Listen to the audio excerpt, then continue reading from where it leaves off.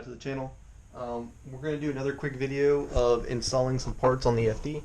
So what we have going on right now is I finally got in some washers that I was looking for my bump steer kit, and these are basically wedge washers. So they apply pressure essentially in like both directions, the nut and whatever base you're trying to secure it to, and then they interlock. So basically it's supposed to help with, you know, vibration resistance. And the reason I went with these is because I was having a hell of a time trying to drill these nuts for safety wire. So let me explain. On the FD, the Sandberg kit comes with the bump steer kit that is essentially something like this. It's its own like Frankenstein style, what is this called, like tie rod end. And basically what happens is, I don't know how he makes it or who makes it for him, but it does have castle nuts and it does have cotter pins. The problem is that it's not the right angle, and a lot of people have been having alignment issues and feeling like the car is floating at high speeds, and they believe it's because of this, and a lot of people have had success with updating to this kit. So what this kit is it's the rod end adapter for essentially a Pinto, and it comes with the rod end, comes with 2 nylon locking nuts, and then to help with bump steer correction, I basically have some of these, you know, steel cone spacers.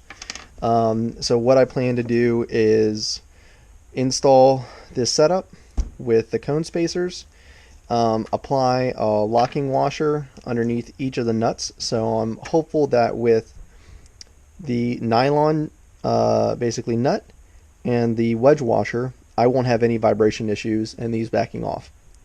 A lot of people have been fine just with the nylon nut. I wanted to be a little bit more secure since I can't really drill. I have this drill press here, but it wasn't big enough for these, and since it's been taking me a long time to try and drill through the side of it, I decided, let me try something else, and then I'll check back on them and make sure that they're okay. So what we're going to do is I'm going to set up the camera, and we are going to,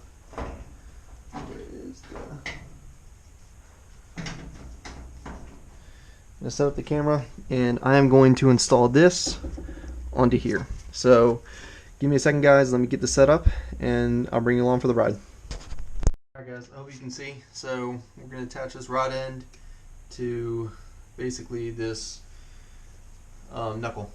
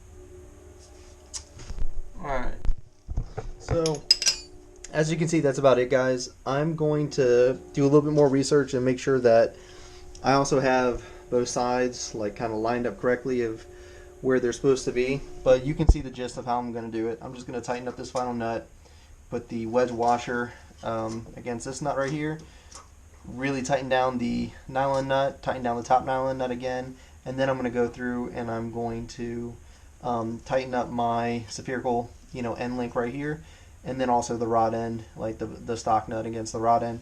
So that's it, guys. That's basically all I needed to do for the bumps to complete the bump steer kit, rod end, and then the rod itself. So a couple more updates regarding the FD. As I explained in my last video, we do have a motor issue with the crankshaft. I have found 5.7 LS1 uncut crank, standard size. After all the work and research that I did the other day, that is the best bet for me to do. The crank was only like $180 shipped, so I can get it polished and then get everything rebalanced. It does suck. I have to blow apart the LS motor, but it is what it is.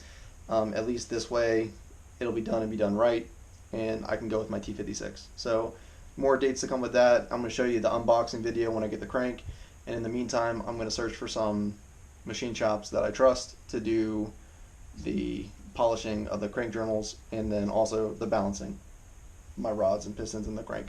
So thanks for staying tuned, guys. Appreciate you checking out these videos, even though some of them might not be as long. Tons more videos to come. Thanks for tuning in. See you.